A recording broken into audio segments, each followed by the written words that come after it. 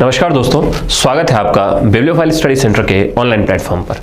आज की इस क्लास के अंदर अपन देखने वाले हैं जो आपका मॉक टेस्ट नंबर 95 लगा है उसके सॉल्यूशंस। तो आइए देखते हैं एक एक करके कौन कौन से क्वेश्चंस आपके आए थे। ठीक है, देखिए हमारे मॉक टेस्ट का पहला क्वेश्चन था कि इनमें से वो कौन सा स्टेट है जो भारत का पहला कार्बन फ्री स्टेट है। मतलब कार्बन फ्री का मतलब है वो स्टेट, वो राज्य जहां पर कार्बन का उत्सर्जन है ना सबसे कम से कम होता हो। जैसे खास करके घरों के अंदर, जैसे गाँव के अंदर महिलाएं खाना बनाती है लकड़ियों वगैरह को जला के, समझ रहे हो ना, घास फूस वगैरह जला के, लकड़ियां जला के खाना बनाती है, तो उससे कितना कार्बन वगैरह धुएं से निकलता है। ठीक है, तो उसका क्या सब्सटीट्यूट हो कि वहाँ पर गैस सिलेंडर का इस्तेमाल करवाया जाए ज़्यादा से ज़्यादा, तो इस तरीके से कम या न के बराबर एक तरीके से कार्बन उत्सर्जन होता हो, इस तरह का टारगेट अचीव करने वाला है ना भारत का पहला राज्य कौन सा बना दोस्तों। तो आपका राज्य आएगा आपका कौन सा, तो दोस्तों आपका राज्य आएगा हिमाचल प्रदेश। कौन सा राज्य आएगा दोस्तों, वो भारत का राज्य आपका हिमाचल प्रदेश। दोस्तों अगर राज्य पूछे कि कार्बन फ्री है ना, अगर आपसे पूछा जाए दोस्तों है ना, इसके भी अलग अलग कई बार पॉइंट बनते हैं कि भारत का पहला कार्बन फ्री, अगर दोस्तों आपसे राज्य पूछे है ना, अगर आपसे क्या पूछे, राज्य पूछे, देन तो फिर अपन करेंगे दोस्तों यही, अभी क्या करेंगे, अभी अपन ने उत्तर देखा है हिमाचल प्रदेश। क्या करेंगे दोस्तों, हिमाचल प्रदेश। लेकिन अगर पूछे भारत का पहला जिला, पर्टिकुलर पूरा एक जिला है ना, पर्टिकुलर पूरा एक जिला अगर एग्जाम में आ जाए, जैसे अभी तो राज्य पूछ लिया, इस राज्य की जगह अगर आपसे डिस्ट्रिक्ट पूछ लेता कि भारत का वो पहला डिस्ट्रिक्ट कौन सा है, ठीक है, जो हो चुका है दोस्तों, क्या हो चुका है आपका कार्बन फ्री हो चुका है फर्स्ट नंबर पे। क्या पूछे, फर्स्ट नंबर पे कौन सा है वो, तो दोस्तों जिला बोलोगे फिर अपन बोलेंगे जिला है वो माजुली। इस माजुली जिले के बारे में 100% कहता हूँ आपने जरूर, मतलब 100% इतना तो एश्योर हूँ कि आपने जरूर कभी न कभी कहीं ना कहीं सुना होगा। जब अपन ज्योग्राफी पढ़ते हैं तो अपन ब्रह्मपुत्र नदी के अंदर पढ़ते हैं, असम के अंदर एक द्वीप है दोस्तों जो कि दुनिया का सबसे बड़ा नदी द्वीप है। द्वीप का मतलब होता है भूमि का ऐसा टुकड़ा, जमीन का ऐसा टुकड़ा जो कि चारों ओर से घिरा हुआ हो, किससे, पानी से। अब अगर ये चारों ओर जो पानी अगर वो नदी का हो तो दोस्तों ऐसे द्वीप को बोलते हैं नदी द्वीप, इंग्लिश में बोलते हैं रिवर आइलैंड। और दुनिया का ऐसा सबसे बड़ा बाय एरिया, क्षेत्रफल के हिसाब से सबसे बड़ा नदी द्वीप कौन सा है, माजुली, और वो अपने आप में एक जिला भी है। और दोस्तों वहाँ पर भी सेम यही चीज़ें, ज़्यादातर चीज़ें दोस्तों सोलर एनर्जी वगैरह से इस्तेमाल की जा रही है। तो समझ रहे हो ना, या खाने के लिए प्रॉपर एक तरीके से 100% सिलेंडर का इस्तेमाल किया जा रहा है, तो कार्बन का उत्सर्जन होगा कहाँ से। तो भारत का पहला जिला जो कार्बन फ्री आपका बना है तो वो है दोस्तों माजुली। और माजुली कहाँ है, मैंने अभी भी आपको वो कहां पर है, आपके असम में, जो कि दुनिया का सबसे बड़ा नदी द्वीप है, वर्ल्ड का सबसे बड़ा लार्जेस्ट रिवर आइलैंड है। और अगर राज्य पूछे भारत का पहला कार्बन फ्री, तो कंप्लीट राज्य के हिसाब से फिर डेटा अपना उत्तर आएगा कौन सा आपका, तो उत्तर आएगा आपका हिमाचल प्रदेश। तो मैं उम्मीद करता हूं आप समझ गए होंगे। चलो बढ़ते हैं अगले क्वेश्चन में। अगला क्वेश्चन है जल की कठोरता को किस में व्यक्त करते हैं। कुल मिला के अपन नहीं बोलते हैं पानी के अंदर है ना इतना आपका फ्लोरीन है, या इसके अंदर इतना कॉपर है, या इतना नाइट्रेट है, तो वो किस में बताते हैं दोस्तों, है ना, कि पानी में इतनी फ्लोराइड की मात्रा है 1 ppm या 2 ppm। तो अपन कभी भी याद रखना, कभी भी पानी के अंदर अशुद्धि, इम्प्योरिटी को बताते हैं ना, तो हमेशा याद रखना किस में बताते हैं दोस्तों, तो पानी के अंदर अपन कभी भी इम्प्योरिटी बताते हैं दोस्तों वो ppm में बताते हैं। ppm का मतलब होता है दोस्तों पार्ट्स पर मिलियन। क्या होता है दोस्तों, ppm का मतलब होता है पार्ट्स पर मिलियन। पार्ट्स पर मिलियन क्या मतलब होता है दोस्तों इसका, कि जल के प्रत्येक 1 मिलियन अणु में, 1 मिलियन अणु में है ना, आप जिसकी बात करो, जैसे फ्लोराइड है तो फ्लोराइड कितना है, जैसे जैसे मैंने बोला इस पानी के अंदर 2 ppm है फ्लोराइड। क्या है दोस्तों, 2 ppm है फ्लोराइड। 2 ppm का मतलब पानी के प्रत्येक 10 लाख अणुओं में से फ्लोराइड की मात्रा, फ्लोराइड के कितने अणु है दोस्तों, 2। तो हमने बोला पानी के अंदर फ्लोराइड कितना हुआ, 2 ppm वगैरह हुआ। तो जल के अंदर कठोरता दोस्तों किस में मापते हैं, ppm में, मतलब पानी के प्रत्येक 1 मिलियन अणु में। अब किसी को यह दिक्कत आ सकती है दोस्तों कि 1 मिलियन का मतलब क्या होता है, तो दोस्तों मैं एक चीज बता देता हूं जो बहुत काम की, याद रखना दोस्तों। अब देखो अपने यहाँ पर अपन हिंदी में जनरली क्या करते हैं, हर 2 के बाद संख्या चेंज करते हैं नाम बोलते हुए, जैसे बोलते हैं ना 1000 10,000, फिर क्या आ गया लाख 10 लाख, फिर क्या आ गया करोड़ 10 करोड़, फिर क्या आ गया अरब 10 अरब। वह इंग्लिश में हमेशा याद रखना हर 3 के बाद नाम चेंज मिलता है, हर 3 डिजिट के बाद नाम चेंज मिलता है। जैसे देखो मैं आपको बताता हूँ, जैसे सबसे पहले मैंने बोला, जैसे आपको एक चीज़ तो पता होगी ना, 1 लाख में कितने जीरो होते हैं दोस्तों, तो 1 लाख में अपन जानते हैं दोस्तों कितने जीरो होते हैं, 5, इकाई, दहाई, सैकड़ा, हजार, 10,000 और लाख। ठीक है, तो इसको चाहे ऐसे लिखूं चाहे मैं ऐसे लिखूं, 10 की पावर कितना हो गया 5, एक ही तो चीज़ है, 10 की पावर 5 मतलब कितने जीरो है 5।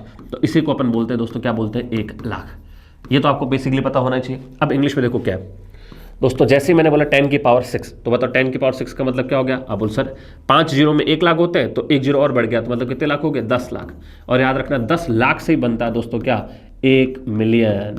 क्या बनता है दोस्तों, 1 मिलियन। तो हमने क्या सीखा दोस्तों, 1 मिलियन में कितने जीरो होते हैं, तो 1 मिलियन में होते हैं 10, 1 मिलियन में कितने जीरो होते हैं दोस्तों, 1 मिलियन में होते हैं आपके 6 जीरो होते हैं।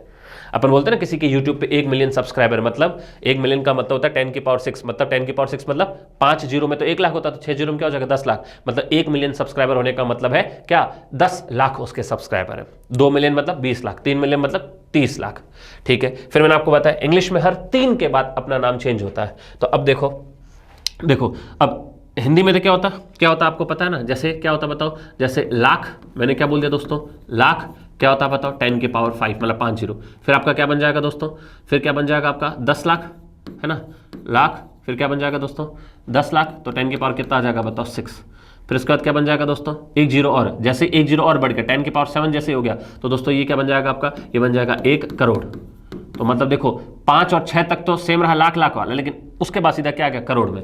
लेकिन अब अगर इंग्लिश में अपन चले तो इंग्लिश में दोस्तों नया डिजिट कम मिलेगा 3 जीरो बाद, मतलब 10 की पावर 9 में, और 10 की पावर 9 को अपन दोस्तों बोलते हैं 1 बिलियन। 1 बिलियन क्या बोलते हैं, 1 बिलियन। 1 बिलियन क्या होता है दोस्तों, तो 10 की पावर 6 क्या होता है दोस्तों 10 लाख, 7 होते करोड़, 8 होते आपका क्या हो जाएगा 10 करोड़, और 9 होते क्या हो जाएगा 1 अरब। तो या तो बोल दो दोस्तों क्या 1 अरब, तो 1 अरब बोल दो, क्या बोल दो दोस्तों 1 अरब बोल दो, या फिर 1 बिलियन बोल दो, एक ही चीज होती है। और 1 अरब में या 1 बिलियन में कितने जीरो होते हैं दोस्तों 9, कितने होते हैं 9। तो मिलियन में कितने जीरो होते हैं 6, बिलियन में कितने जीरो होते हैं 9।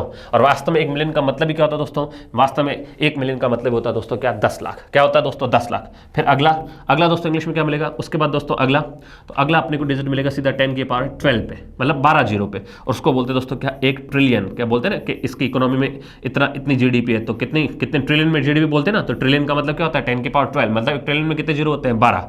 और उसके बाद अगला होता है दोस्तों 1 क्वाड्रिलियन। क्या होता है दोस्तों 1 क्वाड्रिलियन, और क्वाड्रिलियन में कितने जीरो होते हैं 10 की पावर 15।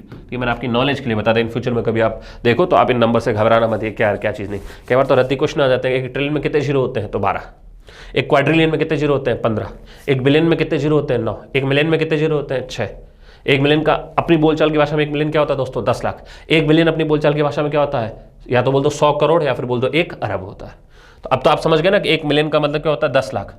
तो इसका मतलब बताओ पीपीएम की फुल फॉर्म क्या होती है, पार्ट्स पर मिलियन, मतलब प्रत्येक जल के 1 मिलियन अणु, मतलब प्रत्येक जल के 10 लाख अणु मॉलिक्यूल में, है ना, इतनी मात्रा फ्लोराइड की है, इतनी मात्रा नाइट्रेट की, तो हम बताते हैं किसमें बताते हैं पीपीएम में। तो बताओ जल के अंदर कितनी कठोरता, कितनी हार्डनेस है, कितने मिनरल्स है, उसको हम किससे दर्शाते हैं पीपीएम से। पीपीएम मतलब जल के प्रत्येक 10 लाख अणु में जिस आप मिनरल की बात कर रहे हो उसकी कितनी मात्रा है। डन है। जैसे मैंने बोल दिया पानी के अंदर, है ना, 2 ppm फ्लोराइड है। 2 ppm मतलब पानी के प्रत्येक 10 लाख अणु में से, है ना, प्रत्येक 10 लाख पर 2 फ्लोराइड के क्या आपके अणु है। तो आई होप आप अच्छे से समझ गए होंगे। तो जल की कठोरता को किसमें व्यक्त किया जाता है, hardness of water is expressed in terms of ppm. Ppm full form बोले तो पार्ट्स पर मिलियन। नेक्स्ट अगला क्वेश्चन देखो, एशिया का एक सदाबहार पेड़ है जो बरगद का पेड़ है। बरगद के पेड़ का वैज्ञानिक नाम क्या है, जिसको तने वायवीय जड़ों के समान होते हैं। कुछ नहीं, कुल मिलाकर हमसे इतना पूछा है।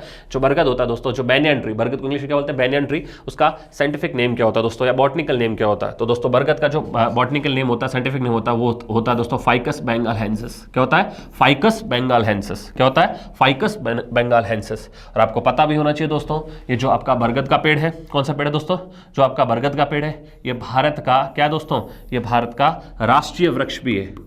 हमारा अगर पूछे राष्ट्रीय वृक्ष कौन सा है दोस्तों, तो बरगद का पेड़ ही है। याद रखना, कभी एग्जाम में क्वेश्चन आ जाए नेशनल ट्री कौन सा है पूछा जाए, तो जनरली याद रखना दोस्तों, नेशनल ट्री पे अपन उत्तर करते हैं। क्या उत्तर करते हैं दोस्तों, तो वो करते हैं आपका बरगद का पेड़। क्या करते हैं दोस्तों, बरगद का पेड़। बरगद का पेड़ जिसको इंग्लिश में तो बोलते हैं बैनियन ट्री, और बॉटनिकल नेम, साइंटिफिक नेम है दोस्तों उसका फाइकस बेंगालहेंसिस। ठीक है, नेक्स्ट आगे बढ़ो। 2021 के दोस्तों पद्मश्री पुरस्कार से सम्मानित कनक राजू, है ना, का संबंध किस आदिवासी लोक नृत्य से है।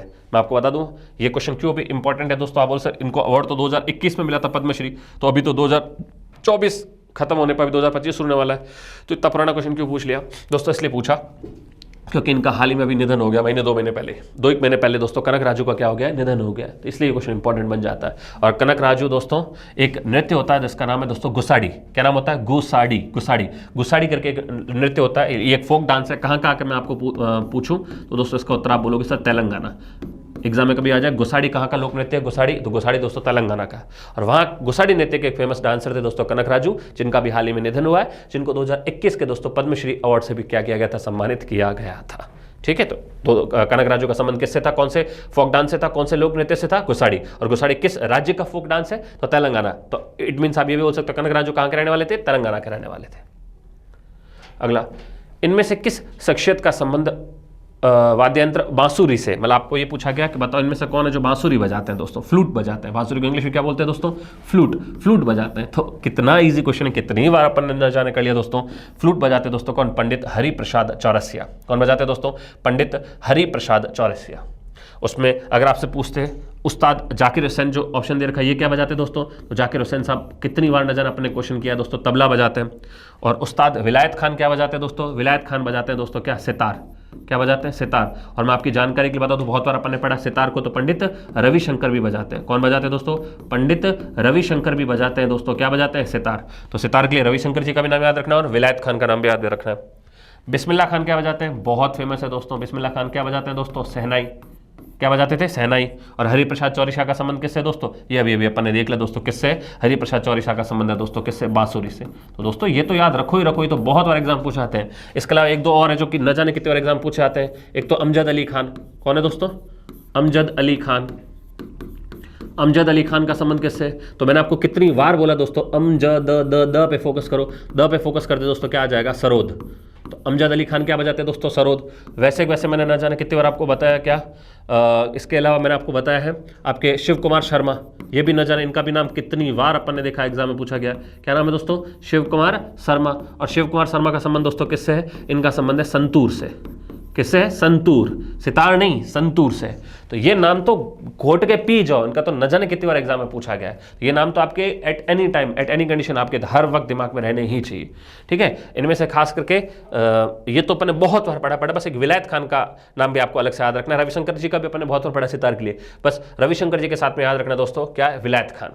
ठीक है, रविशंकर जी के साथ में क्या है? विलायत खान। तो आप ऐसे याद रखना है, इसको थोड़ा सा लिंक करना, रवि, वी पे फोकस करना, व V V V Ravi, Ravi Ravi V और वी से याद रखना कौन? विलायत। तो रवि और विलायत दोस्तों क्या बजाते हैं? सितार। रवि और विलायत क्या बजाते हैं दोस्तों? सितार। रवि और विलायत क्या बजाते हैं दोस्तों? सितार बजाते हैं। ठीक है, रवि और विलायत। वैसे रवि का पंडित रविशंकर को पता ही आपको सितार बजाते हैं, लेकिन रवि में वी से आपको याद रखना है विलायत खान। विलायत खान भी क्या बजाते हैं दोस्तों? सितार बजाते हैं।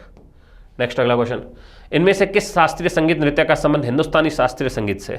दोस्तों देखो, जैसे अपन क्लासिकल लैंग्वेज पढ़ते हैं, क्लासिकल डांस पढ़ते हैं, क्लासिकल म्यूजिक पढ़ते हैं, तो उसमें जब दोस्तों अपन भारत का शास्त्रीय संगीत पढ़ते हैं, जब इंडिया का अपन शास्त्रीय संगीत पढ़ते हैं, है ना, क्लासिकल, है ना, क्लासिकल सॉन्ग जब अपन पढ़ते हैं, क्या पढ़ते हैं दोस्तों? जब अपन क्लासिकल सॉन्ग पढ़ते हैं दोस्तों, तो क्लासिकल सॉन्ग में भारत के अंदर देखें तो क्लासिकल सॉन्ग की दोस्तों दो शैलियां हुई है। मेनली कितनी शैली हुई दोस्तों? क्लासिकल संगीत की कितनी शैलियां हुई दोस्तों? तो क्लासिकल संगीत की दोस्तों दो टाइप की शैलियां अपने को देखने, दो शैलियां मतलब स्टाइल, दो टाइप की स्टाइल देखने को मिलती है। दो टाइप की शैलियां देखने को मिलती है। कौन सी दोस्तों? तो एक तो है दोस्तों हिंदुस्तानी संगीत घराना। क्या नाम है दोस्तों? हिंदुस्तानी। क्या नाम है? हिंदुस्तानी संगीत शैली। ठीक है, हिंदुस्तानी संगीत शैली। और एक का नाम है दोस्तों कर्नाटक संगीत शैली। क्या नाम है? कर्नाटक संगीत शैली। बस आप इसको थोड़ा सा ऐसे याद रख लेना। जो नॉर्थ इंडिया है, खास करके अपना जो यूपी, बिहार, मध्य प्रदेश, राजस्थान, इस तरह वाला जो नॉर्थ इंडिया है दोस्तों, नॉर्थ इंडिया में दोस्तों जो क्लासिकल संगीत गाया जाता है उसका नाम है हिंदुस्तानी संगीत घराना। ठीक है, तो ये याद रखना कहाँ पर है? आपके नॉर्थ इंडिया में। कहाँ पे है? नॉर्थ इंडिया में। और आपके कर्नाटक संगीत आपको कहाँ देखने को मिलेगा? कर्नाटक संगीत शैली कहाँ देखने को मिलेगी दोस्तों? तो कर्नाटक संगीत शैली आपको देखने को मिलेगी साउथ इंडिया में। वैसे भी याद रह जाएगा, कर्नाटक एक स्टेट भी तो है, उससे आप याद रख सकते हो कर्नाटक स्टेट का साउथ में, तो कर्नाटक संगीत शैली भी दोस्तों कहाँ पर है? आपके साउथ इंडिया के अंदर है। इतना आप याद रख लोगे तो आपका काम चल जाएगा। अब हमसे एग्जामिनर क्या पूछना चाह रहा है कि इनमें से कौन सी नृत्य की वो शैली है जिसका संबंध हिंदुस्तानी शास्त्रीय संगीत से? तो पहले आप ये बताओ, हिंदुस्तानी शास्त्रीय संगीत का संबंध कौन से हिस्से से? नॉर्थ इंडिया से। तो अब आप देखो क्लासिकल डांस में ऐसा कौन सा क्लासिकल डांस है जो नॉर्थ इंडिया का है? तो क्लासिकल डांस न जाने अपन कितनी बार पढ़ चुके हैं, अपने को अच्छे से पता दोस्तों। कथक कहाँ का है? यूपी का है। मोहिनीअट्टम कहाँ का है दोस्तों? केरल का है। सत्रिया कहाँ का है दोस्तों? असम का है। कथकली कहाँ का दोस्तों? अगेन कहाँ का है दोस्तों? केरल का है। अब बताओ उसमें प्योर नॉर्थ इंडिया का कौन सा है डांस? Classical dance Kathak. और नॉर्थ इंडिया का क्लासिकल म्यूजिक कौन सा है दोस्तों? हिंदुस्तानी शास्त्रीय संगीत। तो अब बताओ इनमें से हिंदुस्तानी शास्त्रीय संगीत से संबंध किस नृत्य शैली का है? तो कथक का है। तो उत्तर क्या हो जाएगा दोस्तों? इसका उत्तर हो जाएगा आपका क्या? इसका उत्तर हो जाएगा आपका कथक। मैं उम्मीद करता हूं आपको अच्छे से समझ में आ गया होगा। नेक्स्ट अगला क्वेश्चन देखो, इनमें से किस समिति ने संविधान में मौलिक कर्तव्यों को सम्मिलित करने की सिफारिश की थी? न जाने कितनी बार पढ़ लिया दोस्तों, सरदार स्वर्ण सिंह समिति। कितनी बार अपन ने पढ़ लिया दोस्तों? मौलिक कर्तव्य हमारे मूल संविधान के अंदर नहीं थे, ये अपन ने बहुत बार पढ़ लिया। मौलिक कर्तव्य संविधान के अंदर नहीं थे तो फिर हम उसको जोड़ा। कौन से भाग में जोड़ा दोस्तों? तो संविधान के भाग 4 ए में इसको जोड़ा है। उसमें आर्टिकल कौन सा? तो दोस्तों आर्टिकल है आपका 51 ए, जिसमें कितने मौलिक कर्तव्य दोस्तों? तो टोटल मौलिक कर्तव्य दोस्तों कितने हैं? तो टोटल मौलिक कर्तव्य दोस्तों 11। क्या इन सबको एक साथ जोड़ा? बिल्कुल नहीं। एक बारी में जोड़े कितने? 10। एक बारी में जोड़े कितने? एक। टोटल कितने हो गए? 11। इस 10 को कब जोड़ा दोस्तों? इसको जोड़ा 42 संविधान संशोधन द्वारा। 42 दोस्तों संविधान संशोधन द्वारा, 42 कॉन्स्टिट्यूशनल अमेंडमेंट द्वारा कब जोड़ा गया दोस्तों? इनको जोड़ा गया 1976 में। और कौन सी कमेटी की सिफारिश पर? तो वही है दोस्तों, कौन सी कमेटी की सिफारिश पर? सरदार स्वर्ण सिंह समिति की सिफारिश पर। इसको आखिरी में जोड़ा दोस्तों, है ना, और इसको जोड़ा 86वें संविधान संशोधन द्वारा, 86th कॉन्स्टिट्यूशनल अमेंडमेंट द्वारा जोड़ा। ये कौन सा है दोस्तों? ये शिक्षा वाला मौलिक कर्तव्य है। बस, क्या कितनी बेसिक सी बात। और मौलिक कर्तव्य हमने कहाँ से लिए दोस्तों? ये कहाँ से हमने ये कॉन्सेप्ट लिया है? तो ये कॉन्सेप्ट हमने लिया है रूस से। रूस बोल दिया पुराने हिसाब से बोल दो तो क्या बोल दो? सोवियत संघ। सोवियत संघ। बस इतनी बेसिक सी बात है। नेक्स्ट अगला देखो, टुसु पर्व दोस्तों। टुसु पर्व हमसे पूछा है कि टुसु पर्व निम्नलिखित में से किस भारतीय राज्य का एक फसल उत्सव है? दोस्तों टुसु का संबंध झारखंड या थोड़ा बहुत झारखंड के बॉर्डर वाला वेस्ट बंगाल या इधर वाला थोड़ा सा नीचे उड़ीसा, इस इलाके से। तो हमें झारखंड ही दे रखा है, तो इसका उत्तर हो जाएगा दोस्तों टुसु फेस्टिवल का संबंध झारखंड से। टुसु दोस्तों एक्चुअल में जब मकर संक्रांति आती है ना, उन दिनों दोस्तों जब फसल कटाई का टाइम होता है, रबी की फसल कटाई का क्या होता है दोस्तों? जब टाइम होता है रबी फसलों का, तो उस वक्त दोस्तों ये उत्सव मनाया जाता है जिसका नाम है टुसु फेस्टिवल। और ये जनरली ज्यादातर अगर राज्य के हिसाब से पूछे तो इसका संबंध किस राज्य से है? इसका संबंध दोस्तों झारखंड राज्य से। ये एक फसल कटाई का उत्सव है और जनरली ये कब मनाया जाता है दोस्तों? ये मनाया जाता है जनरली अपने अगर नॉर्थ इंडिया में फेमस त्योहार के हिसाब से देखें तो मकर संक्रांति के टाइम, मकर संक्रांति के समय। क्लियर है? ओके, नेक्स्ट अगला देखो, इनमें से दोस्तों कौन सा एनजीओ सूक्ष्म वित्त संबंधित गतिविधियों में शामिल नहीं है? Which of these not an NGO involve in micro finance related activities? तो पहली बात दोस्तों, इसमें नाम से पता चला दोस्तों नाबार्ड। बाकी देखो अदितीन, सेवान, आपका क्या हो जाएगा, क्या कहते हैं, मिरादान, ये सब नाम से पता चला एनजीओ है। नाबार्ड का एनजीओ थोड़ी। नाबार्ड तो दोस्तों खुद अपने आप में बहुत बड़ा ब्रॉड एक बैंक है, तो बाकी कुछ देखने की जरूरत नहीं। तो इसका उत्तर क्या हो जाएगा दोस्तों? नाबार्ड। क्या उत्तर हो जाएगा? नाबार्ड। ठीक है, नाबार्ड। इसकी स्थापना कब हुई थी दोस्तों? नाबार्ड की स्थापना 1892 में। ठीक है, नाबार्ड का हेडक्वार्टर कहाँ पर है दोस्तों? अगर आपसे पूछा जाए तो नाबार्ड का हेडक्वार्टर कहाँ पर है? मुंबई के अंदर। नाबार्ड की फुल फॉर्म क्या है? National Bank for Agriculture and Rural Development. NA का मतलब नेशनल, लिख देता हूँ यहाँ पर, National Bank for Agriculture and Rural, समझते हो ना, ग्रामीण, रूरल डेवलपमेंट। बस ठीक है। स्थापना कब हुई? 1992 में। कहाँ पर हेडक्वार्टर, मुख्यालय कहाँ पर है? HQ मतलब हेडक्वार्टर, मुख्यालय कहाँ पर है इसका दोस्तों? मुंबई में। स्थापना कब हुई नाबार्ड की? तो दोस्तों 1982 में। एग्जैक्ट डेट बोले तो 12 जुलाई 1982 को। कौन सी कमेटी की सिफारिश पर? तो दोस्तों शिवरमन समिति की सिफारिश पर। उस समिति के अध्यक्ष शिवरमन थे, दैट्स वाई दोस्तों अपन बोलेंगे शिवरमन समिति की सिफारिश पर स्थापना हुई। काहे की? नाबार्ड की। बाकी नाबार्ड काहे का एनजीओ। ठीक है, तो देखो अच्छे से देखो, एनजीओ मतलब नॉन गवर्नमेंट ऑर्गेनाइजेशन, गैर सरकारी संगठन। तो ये तो सरकार का, ये बिल्कुल शकल से पता चला, आगे कुछ देखने की जरूरत नहीं। अगला दोस्तों, तैराकी जो स्विमिंग होती है उसमें लेन की न्यूनतम चौड़ाई कितने मीटर की होती है? कोई बोल, सब क्या कहना चाह रहा क्वेश्चन? देखो आपने जब देखा होगा ना तैराकी, तो जब तैरते हैं स्विमर्स, तो जब तैरते हैं तो दोस्तों आपने देखा होगा ऐसे लाइन बनी होती है, ऐसे एक लाइन बनी होती है, एक ऐसी रोप बिछी होती है, फिर उसके अंदर कोई तैराक तैरता हुआ जाता है। ठीक है, फिर एक दूसरी ऐसे बनी होती है, उसमें कोई ऐसे तैरता हुआ जाता है, फिर ऐसे बनी होती है, उसमें कोई तैरता हुआ जाता है। तो ये जो स्विमिंग लाइन होती है इसकी चौड़ाई कितनी होती है? हमसे ये पूछा गया इसकी चौड़ाई कितनी होती है ना, इसकी चौड़ाई कितनी होती है? तो दोस्तों इसकी चौड़ाई के 2 उत्तर आते हैं। क्या 2 उत्तर आते हैं? अगर मैं आपसे बात बोलूँ तो देखो, डिपेंड करता है ये इंटरनेशनल इवेंट वाला ओलंपिक जैसा इवेंट हो रहा है, ओलंपिक या वर्ल्ड चैंपियनशिप जैसा इवेंट हो रहा है, या जैसे नॉर्मली एक देश के नेशनल लेवल वाले या कॉन्टिनेंटल चैंपियनशिप वगैरह हो रही है, इस चीज पे भी डिपेंड करता है दोस्तों। अगर कोई स्विमिंग का इवेंट हो, अगर कोई है ना, अगर कोई आपका स्विमिंग इवेंट हो, कौन सा? या तो आपका ओलंपिक हो, कौन सा दोस्तों?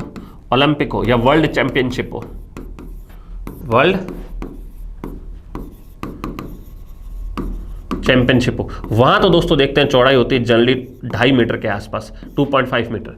लेकिन दोस्तों जनरली ऐसे कॉन्टिनेंटल, मतलब ऐसे 2-3 देशों के जो कॉन्टिनेंटल समझते हो ना, अंतर्द्वीपीय कॉन्टिनेंटल हो या कोई नेशनल लेवल का इवेंट हो, तो दोस्तों इसमें हम देखते हैं चौड़ाई थोड़ी कम होती है। और यहाँ पर दोस्तों जो चौड़ाई होती है वो होती है लगभग 2.13 मीटर के आसपास। तो 2.5 मीटर वाला तो अपने को ऑप्शन दे नहीं रखा, तो हमको तो वही यही इसी से रिलेटेड हमसे पूछना चाह रहा है। तो दोस्तों हमारा उत्तर हो जाएगा क्या, हमारा उत्तर हो जाएगा 2.13 मीटर। कितना हो जाएगा, 2.13 मीटर हमारा उत्तर हो जाएगा। अगला, वर्नाक्युलर प्रेस एक्ट भारत के किस वायसराय के शासनकाल में लागू किया गया था। दोस्तों बहुत ही अच्छा क्वेश्चन है, बहुत ज़्यादा अच्छा क्वेश्चन है, बहुत बार एग्जाम में पूछा गया है। पहली बात तो दोस्तों आपने मॉडर्न हिस्ट्री जब आप पढ़ते हो तो भारत के अंदर दोस्तों जब अंग्रेजों का शासन था तो उस वक्त दोस्तों जो गवर्नर जनरल हम पर शासन कर रहे थे, ठीक है, उन्हीं में से एक था दोस्तों जिसका नाम था लॉर्ड लिटन। अब लॉर्ड लिटन क्या करता है वो मैं बाद में बताता हूँ, पहले समझो। इंग्लिश में एक वर्ड होता है दोस्तों वर्नाक्युलर। क्या वर्ड होता है दोस्तों, वर्नाक्युलर।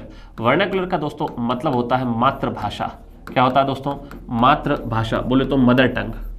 क्या होता है दोस्तों, मातृभाषा बोले तो मदर टंग, ठीक है, मातृभाषा। अब क्या है देखो ध्यान से सुनो, होता क्या था दोस्तों मॉडर्न इंडिया में हम देखते हैं क्या हो रहा था। जनरली दोस्तों क्या था, कुछ मातृभाषाओं में जैसे बंगाली में, मराठी में ऐसे अखबार छपने लगे और उसमें अंग्रेजों के जो बेकार शासन था, जो अंग्रेज हम पर दमन कर रहे थे, अत्याचार कर रहे थे, उनका अखबारों में जिक्र हो रहा था ताकि लोगों में और ज़्यादा अवेयरनेस फैले इस अंग्रेजी शासन कुशासन के खिलाफ। तो अंग्रेजों को धीरे धीरे पता चला कि साला ये हमको तो ये मातृभाषा समझ में आती नहीं है और ये इन भाषाओं में छाप छाप के जनता तक तो इनकी आवाज़ पहुंच रही है, हमें पता नहीं चला कि हमारे खिलाफ कैसा माहौल तैयार हो रहा है। तो एक अंग्रेज वायसराय था जिसका नाम था लॉर्ड लिटन।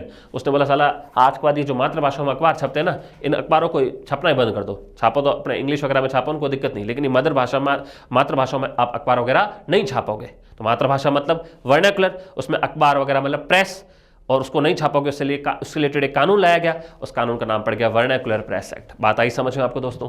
तो क्या होता है, ये जो वर्नाक्युलर आपका प्रेस एक्ट आया, समझ गए ना, क्या किस चीज़ को लेकर था, मातृभाषा में छपने वाले अखबारों वगैरह को, प्रेस मीडिया को क्या करना, बंद करना। तो दोस्तों अब क्या होता है, तो वर्नाक्युलर जो प्रेस एक्ट आया, ये आया कब दोस्तों, 1878 में। 1878 में आया गया और इसके तहत दोस्तों है ना वर्नाक्युलर प्रेस एक्ट आया कब, तो वर्नाक्युलर प्रेस एक्ट आया दोस्तों कब, 1878 में। किसने लाया दोस्तों, कौन गवर्नर जनरल था उस वक्त जो ये लाया, उसका नाम था दोस्तों लॉर्ड लिटन। क्या नाम था दोस्तों, उसका नाम था लॉर्ड लिटन। क्या नाम था उसका नाम था लॉर्ड लिटन, ठीक है। लेकिन 1878, क्योंकि लॉर्ड लिटन का कार्यकाल था दोस्तों, इसका शासनकाल था 1876 से 80 तक। तो ये 78 में ये कानून लेकर आता है जिसके तहत मातृभाषा में छपने वाले अखबारों पर पाबंदी लगा दी जाती है। लेकिन कहते हैं दोस्तों जो काम लिटन बुरा करके गया था ना, उसके बाद उसको सुधारा दोस्तों, उसके जस्ट बाद जो अगला गवर्नर जनरल आता है उसका नाम था लॉर्ड रिपन। उसने भारत में बहुत अच्छे अच्छे काम भी किए, ठीक है। तो जो लॉर्ड रिपन था दोस्तों, अगला जो भारत का वायसराय बनता है लॉर्ड रिपन जो भारत का अगला वायसराय बनता है, ये बहुत अच्छे काम करके गया था भारत में। और इसका कार्यकाल था 1880 से लेकर दोस्तों 1884 तक। और ये क्या करता दोस्तों, इस वर्नाक्युलर प्रेस एक्ट पर जो बैन लगा था ना, इस बैन को क्या कर देता, हटा देता। कब हटाता दोस्तों, 1882 में। तो कुछ भी क्वेश्चन आ जाए, अगर पूछे वर्नाक्युलर प्रेस एक्ट लागू किसने किया, लॉर्ड लिटन ने। कब लागू किया, 1878 में। इस पर प्रतिबंध जो लगाया गया था उसको हटाया किसने, लॉर्ड रिपन ने। कब हटाया, 1882 के अंदर। लागू हुआ 78 में, खत्म किया गया 82 के अंदर। लगाने वाला लिटन, हटाने वाला रिपन। देखो नाम एक जैसे लग रहा है ना, लेकिन मैंने आपके सामने अच्छे से लिख दिया। मैं उम्मीद करता हूँ पूरी रामायण समझ गए कि आज के बाद कैसा भी क्वेश्चन आए तो आपका इस तरह का क्वेश्चन गलत नहीं होना चाहिए। बोलो डन है। तो हमसे क्या पूछा, वर्नाक्युलर प्रेस एक्ट किस वायसराय के शासनकाल में लागू किया गया। क्या पूछा, लागू। तो लागू दोस्तों किसके टाइम किया गया है, लिटन। लेकिन अगर पूछे इस पर प्रतिबंध हटा किसके टाइम, तो उत्तर कर दे अपन क्या दोस्तों, रिपन करते। डन, ओके, चलो ठीक है दोस्तों। नेक्स्ट अगला देखो, अगला है भारतीय संविधान में उल्लेखित निम्न इनमें से कौन सा कथन धर्म की स्वतंत्रता के अधिकार के संबंध में असत्य है। इनमें से कौन सा स्टेटमेंट है दोस्तों जो राइट टू फ्रीडम ऑफ जो रिलीजन है उसके संबंध में दोस्तों फॉल्स स्टेटमेंट दे रहा है, गलत संबंध दे रहा है। तो पहला है कि इनका जो हम पढ़ते हैं ना स्वतंत्रता के अधिकार आर्टिकल 25 से 28 तक, तो यही पूछा 25 से 28 तक धार्मिक स्वतंत्रता के अधिकारों की बात की गई है। हाँ बिल्कुल सही बात है। या धार्मिक मामलों में प्रबंधन की स्वतंत्रता प्रदान करता, बिल्कुल सही बात है। ये उपासना करने की स्वतंत्रता देता, हाँ ठीक है, धर्म से रिलेटेड आप कोई भी उपासना करो, कोई भी फेथ रखो, कुछ भी कोई दिक्कत वाली बात नहीं, कुछ भी पूजा पाठ करो। तो और अगला लिखा कि इन धार्मिक स्वतंत्रता के अधिकारों में उल्लेख है कि राज्य का अपना धर्म होता है ना, ये गलत बात है। हमारे किसी भी आर्टिकल में ये नहीं लिखा हुआ कि किसी राज्य का कौन सा क्या धर्म होगा, नहीं बिल्कुल नहीं। तो ये स्टेटमेंट एकदम गलत है। तो यही हमारे इस क्वेश्चन का क्या हो जाएगा उत्तर। ठीक है, तो मुझे लगता है हर बच्चे ने सही किया होगा ये वाला क्वेश्चन। नेक्स्ट अगला देखो, अगला है दोस्तों आपका विच of the following is not a common product offered by micro finance institutions in India. इनमें से वो कौन सा दोस्तों आपका सेवा है या उत्पाद है दोस्तों जो किसी माइक्रो फाइनेंस इंस्टीट्यूट द्वारा इंडिया में नहीं प्रदान की जाती। को बोले सर ये होता क्या है। देखो दोस्तों, माइक्रो फाइनेंस का मतलब होता है जो कम आय के लोग होते हैं, गरीब लोग होते हैं, उनको दोस्तों लोन देना, या उनके पास कुछ पैसे है तो उनको जमा करना और उसके ऊपर उनको वापस कुछ थोड़ा बहुत ब्याज वगैरह देना, इस तरह के छोटे मोटे काम करना दोस्तों। इसके लिए जो छोटे मोटे सेल्फ हेल्प ग्रुप बनाए जाते हैं, छोटी मोटी जो संस्थाएं बनाई जाती है, उसको बोलते हैं माइक्रो फाइनेंस इंस्टीट्यूशंस। ठीक है, तो ये माइक्रो फाइनेंस इंस्टीट्यूट क्या क्या कर सकते हैं दोस्तों, ये किसी व्यक्ति को व्यक्तिगत लोन दे सकते हैं। हाँ बिल्कुल सही बात है, ये लोन दे सकती है। ठीक है, और इंश्योरेंस वगैरह का भी काम देखते हैं उनका, बिल्कुल सही बात है। उनके बचत खाते सेविंग अकाउंट्स खोलते, बिल्कुल सही है। उनको क्रेडिट कार्ड जारी करती, नहीं क्रेडिट कार्ड नहीं, क्रेडिट कार्ड कभी भी जारी नहीं करेगी दोस्तों माइक्रो फाइनेंस का भी। क्रेडिट कार्ड समझते हो ना कि क्रेडिट कार्ड मतलब आपको ऐसा कार्ड दिया जिससे आप बैंक से कोई भी लोन वगैरह ले सकते हो, इस तरह का नहीं। क्रेडिट कार्ड कभी भी ऑफर नहीं किया जाता, याद रखना। अरे आप इतना समझते हो ना, दो तरह के डेबिट कार्ड, हमारा एटीएम होता है तो डेबिट कार्ड होता है और बाकी क्रेडिट कार्ड भी होता है। तो क्रेडिट कार्ड कभी भी कोई माइक्रो फाइनेंस संस्था प्रोवाइड नहीं करती है। तो यही हमें पूछा है कि नॉट कौन सा काम है जो माइक्रो फाइनेंस इंस्टीट्यूट नहीं कर पाएगा दोस्तों, क्रेडिट कार्ड कभी भी जारी नहीं कर पाएगा। यही हमारे इस क्वेश्चन का क्या हो जाएगा दोस्तों, उत्तर हो जाएगा। अगला 1857 का विद्रोह दोस्तों कहां से प्रारंभ हुआ था। बहुत बचपन से पढ़ते आ रहे दोस्तों, 1857 की क्रांति कहां से शुरू हुई थी दोस्तों, तो 10 मई 1857 को दोस्तों ये क्रांति शुरू हुई थी। एग्जैक्ट डेट भी मैंने आपको बता दी अगर एग्जाम में पूछे। और ये क्रांति दोस्तों शुरू हुई थी कहां से दोस्तों, ये क्रांति शुरू हुई थी आपके मेरठ से। ठीक है, तो याद रखना क्रांति की शुरुआत कब हुई थी, तो क्रांति की शुरुआत हुई थी दोस्तों 10 मई 1857 को मेरठ से। कहां से हुई थी दोस्तों आपके 10 मई 1857 को कहां से हुई थी क्रांति की शुरुआत, तो अब 10 मई 1857 को क्रांति की शुरुआत हुई थी आपके मेरठ से। क्लियर है क्या, डन है क्या। और क्रांति की समाप्ति दोस्तों एंड, वैसे एग्जैक्ट तो कोई डेट क्या बोले एंड की, लेकिन मोटा मोटी अगर बोले तो लगभग जून की बात है, 20 जून के समथिंग, 20 जून 1858 को दोस्तों ग्वालियर के अंदर। वहीं पर दोस्तों अपन पढ़ते हैं कि ग्वालियर के राजा ने दोस्तों अंग्रेजों का साथ दे दिया था और वहां पर फिर एक तरीके से क्रांति आके क्या हो गई थी, खत्म हो गई थी। उसके बाद अंग्रेज प्रॉपर हावी हो गए थे। तो 20 जून 1858 को क्रांति एंड कहाँ होती है अगर आपसे पूछा जाए तो वो होती है दोस्तों ग्वालियर में। कहाँ होती है, ग्वालियर में। क्रांति की शुरुआत कहाँ से हुई है, तो उत्तर करोगे मेरठ में। क्रांति एंड समाप्त कहाँ होती है दोस्तों, क्रांति ऑफिशियली एक तरीके से बोले तो क्रांति खत्म होती है दोस्तों ग्वालियर में जाकर, लगभग जून 1858 में आकर। ठीक है, ऑलमोस्ट एक साल बाद। डन। तो हमसे शुरुआत पूछी दोस्तों तो मेरठ, और मैंने एग्जैक्ट डेट भी बता दी 10 मई 1857। अगला हमसे पूछा दोस्तों which of the following statements are correct regarding liquidity trap. Liquidity trap दोस्तों, ठीक है, और इसमें है ना लिक्विडिटी ट्रैप के बारे में कौन सा अगर हमसे पूछा जाए बताओ कि कथन बहुत तो है ना सही है या फिर आपका क्या एक तरीके से गलत है। ठीक है, तरलता पास के संबंध में, हिंदी में इसको बोलते हैं तरलता पास। इसमें मेरे को दिख नहीं रहा है कहाँ लिखा होता है, लिक्विडिटी ट्रैप को हिंदी में बोलते हैं तरलता पास।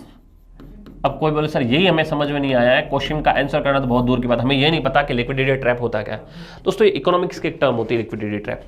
लिक्विडिटी ट्रैप का क्या मतलब होता है, इसका मतलब होता है क्या कि मार्केट में मनी की सप्लाई तो हो रही है लेकिन आगे मनी का फ्लो नहीं हो रहा। आप थोड़ा समझो, देखो बात क्या है। देखो इकोनॉमिक्स में लिक्विडिटी का मतलब हमेशा कैश से होता है, आप हमेशा याद रखना। देखो लिक्विड जब भी इकोनॉमिक्स में वर्ड देखो लिक्विडिटी का मतलब होता है कैश। और कोई बोले ना आपके सामने दो तीन चीजें दे रही बात, उसमें सबसे ज्यादा लिक्विड कौन है, कैश। लिक्विड का मतलब ऐसी वो कौन सी चीज है जिसको आप तुरंत दो उसके बदले में आपको कोई भी चीज मिल जाएगी।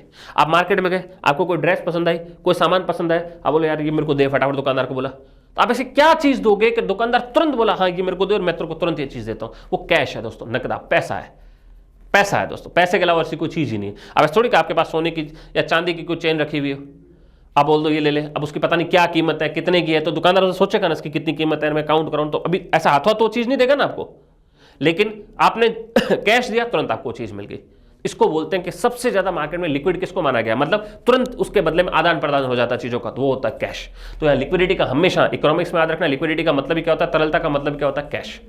आगे बढ़ के ट्रैप, ट्रैप का मतलब था फंसना, बोलते ना ट्रैप, ट्रैप का मतलब क्या था, फंसना। तो हमारा कैश फंसे कैसे, कैश का फंसना एक तरीके से लिक्विडिटी ट्रैप कहलाता है। अब सर कैश का फंसना मतलब, तो कैश का फंसना मतलब क्या होता है, लोगों के पास पैसा तो आ रहा है, मतलब एक ऐसी अर्थव्यवस्था की स्थिति, इकोनॉमिक की एक ऐसी स्थिति कि लोगों के पास पैसा तो आ रहा है लेकिन लोग उसको खर्च नहीं कर रहे हैं, सेविंग्स कर रहे हैं, ज्यादा से ज्यादा घर में पैसे रख रहे हैं कि बैंकों में जाके जमा करवा रहे हैं, एफडीआर करवा रहे हैं, खर्च नहीं कर रहे हैं। तो ये भी तो गलत बात है ना। पैसा आपके पास आ रहा है लेकिन आगे अगर आप खर्च नहीं करोगे तो फिर एक फ्लो रुक जाएगा ना, भाई फ्लो तो रुकेगा ना, क्यों? आपके पास जो पैसा है वही आप उससे चीजें खरीदोगे, वो पैसा दुकानदारों के पास जाएगा, वो फिर उनके और मालिकों के पास जाएगा। तो इस तरीके से समझ रहे हो, आपके पास भी पैसा आ रहा है, सबके पास पैसा आ रहा है, तो मनी का फ्लो चलता जा रहा है, जिससे एक अच्छे तरीके से इकोनॉमी चलती है।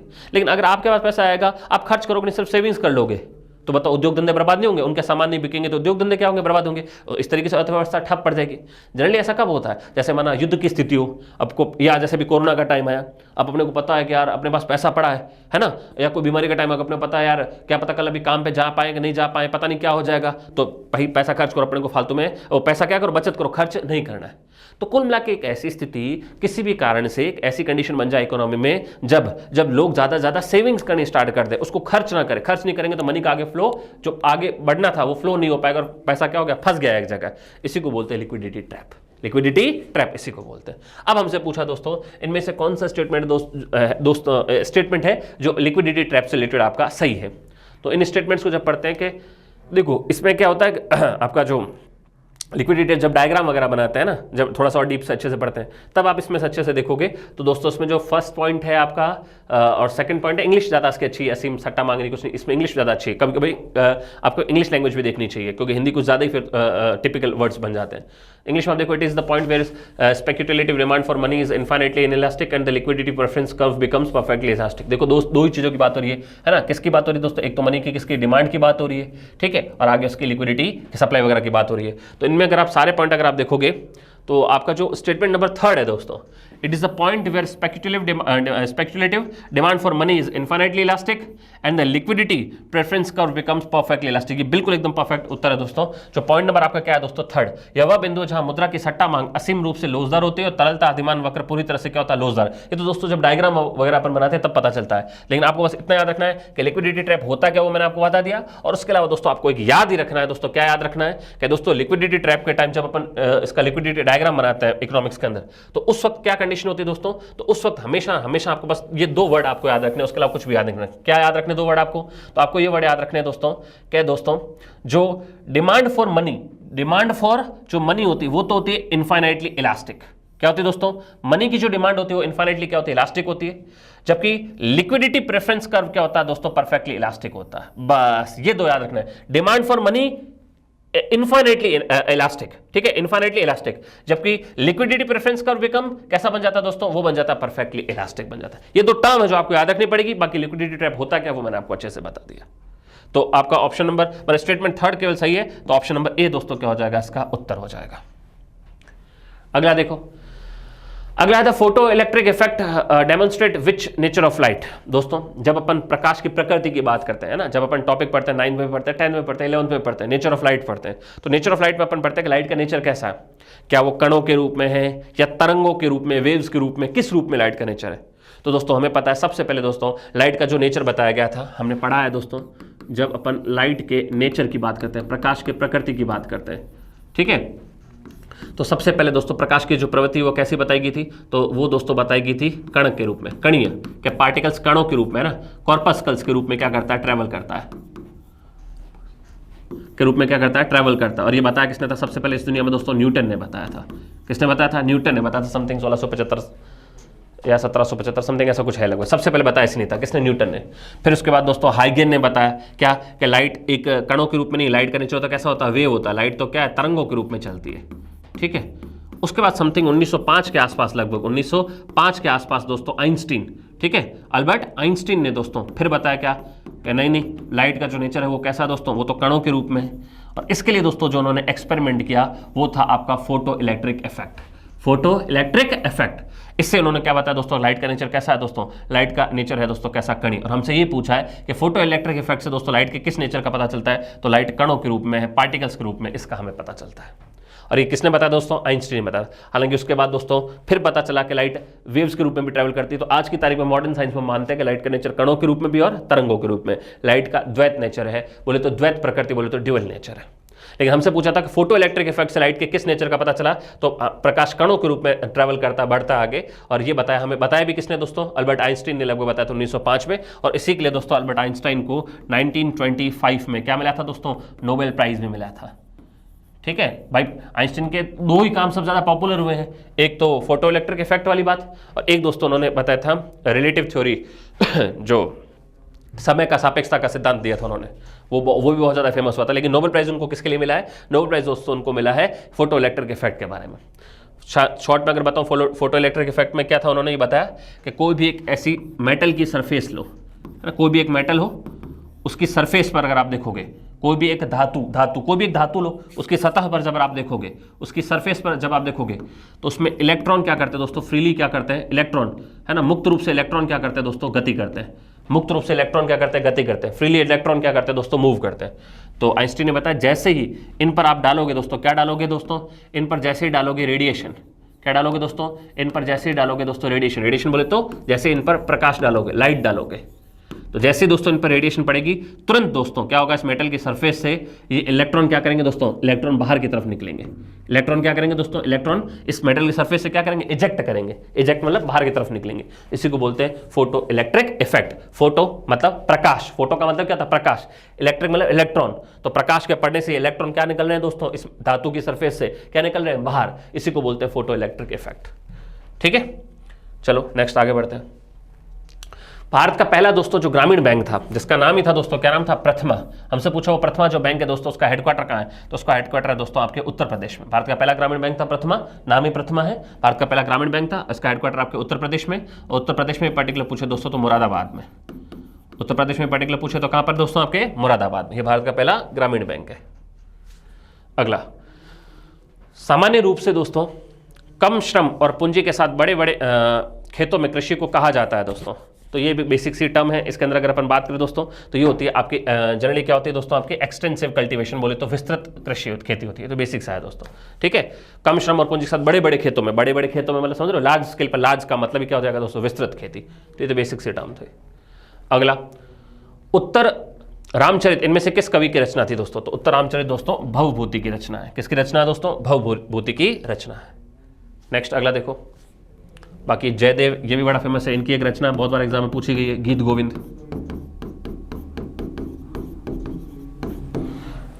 कल्याण की राज तरंगिणी, कल्याण की कौन सी दोस्तों? राज तरंगिणी।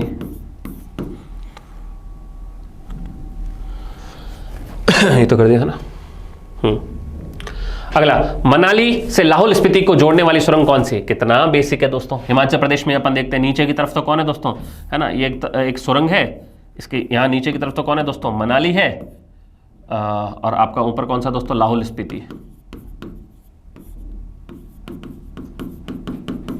और इसको जोड़ने वाली जो सुरंग है दोस्तों उसका नाम क्या है? अटल सुरंग।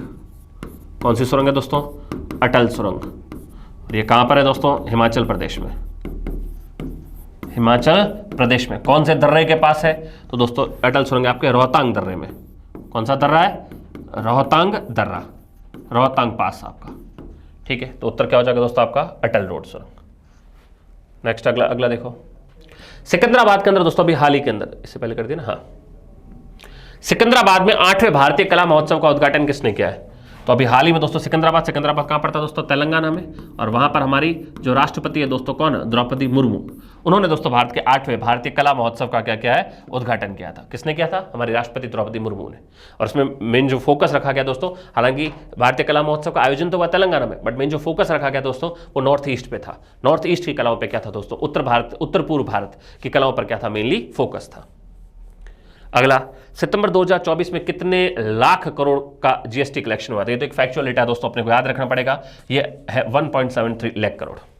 नेक्स्ट अगला देखो, हरफनमौला खिलाड़ी ड्वेन ब्रावो ने क्रिकेट के सभी प्रारूप से संन्यास लेने की घोषणा की। उनका संबंध कौन से देश से था? ये भी अपन बहुत ज्यादा क्रिकेट देखते हैं। ड्वेन ब्रावो का संबंध दोस्तों किससे था?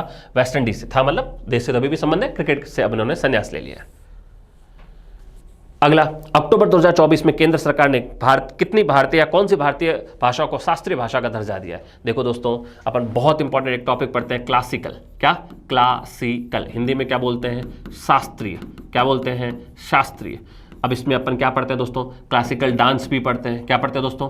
क्लासिकल डांस भी पढ़ते हैं, नृत्य भी पढ़ते हैं, जो 8 अपन पढ़ते हैं। ठीक है, फिर अभी अपन ने देखा क्लासिकल म्यूजिक भी पढ़ते हैं। क्लासिकल म्यूजिक बोले तो संगीत भी पढ़ते हैं, हिंदुस्तानी संगीत घराना और कर्नाटक संगीत घराना।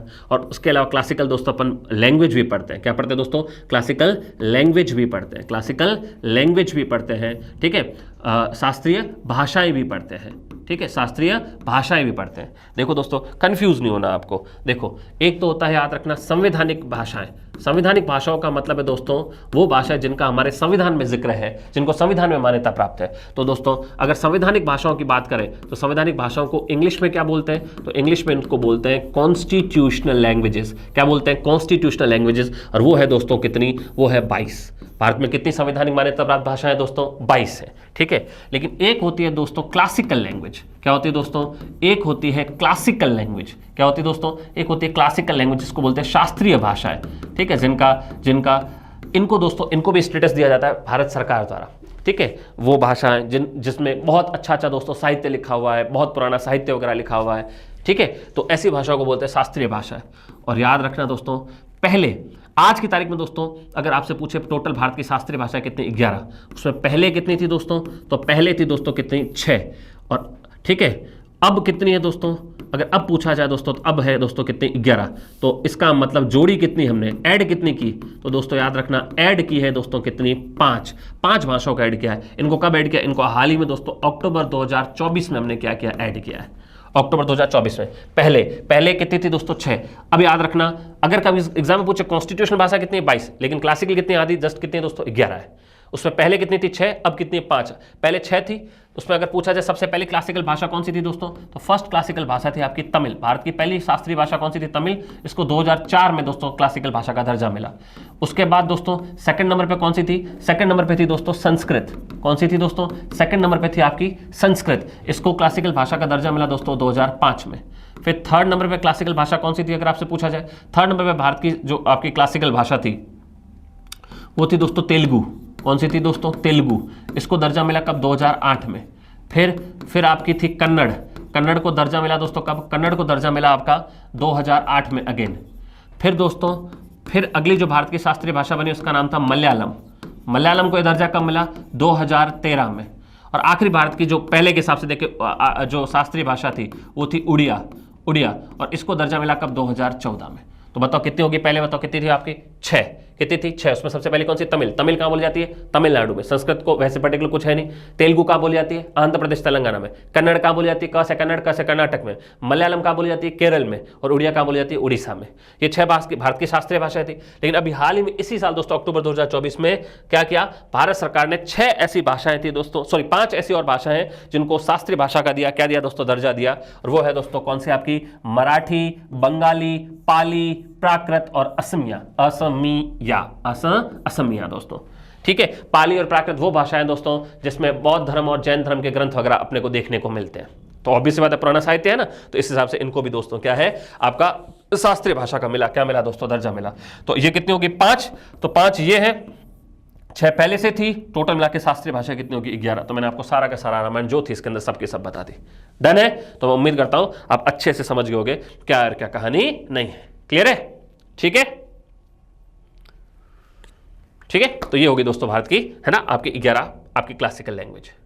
आज की क्लास का आखिरी क्वेश्चन दोस्तों, आखिरी क्वेश्चन है, हर साल दोस्तों वर्ल्ड स्पेस वीक जो हम मनाते हैं, तो कब मनाया जाता है दोस्तों? स्पेस विश्व अंतरिक्ष सप्ताह दोस्तों, तो ये मनाया जाता है 4 अक्टूबर से 10 अक्टूबर के बीच में। 4 अक्टूबर से 10 अक्टूबर तक दोस्तों मनाया जाता है। इसमें स्पेस रिलेटेड क्यों मनाया जाता है? ताकि स्पेस रिलेटेड ज़्यादा से ज़्यादा जानकारी उससे लोगों को अवेयर करवाया जाए, इस वीक में ज़्यादा से ज़्यादा लोगों को बताया जाए। तो इसी उद्देश्य को लेकर दोस्तों हर साल विश्व अंतरिक्ष सप्ताह मनाया जाता है। 4 अक्टूबर से 10 अक्टूबर तक मनाया जाता है। तो ये दोस्तों आज के सारे क्वेश्चन अपन एक एक करके अच्छे से समझे, देखे और ये जाना कि किसका क्या आंसर होता है।